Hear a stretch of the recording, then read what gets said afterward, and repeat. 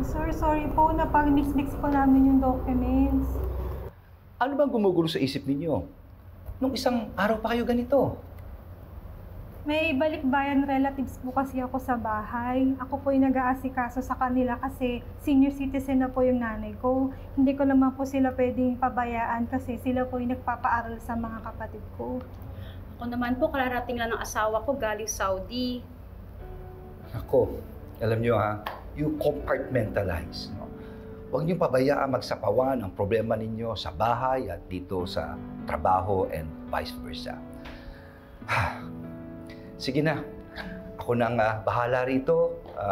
You take a half-day leave, you go home. Asikasuhin mo ang asawa mo at asikasuhin mo ang pamilya niyo. Talaga po?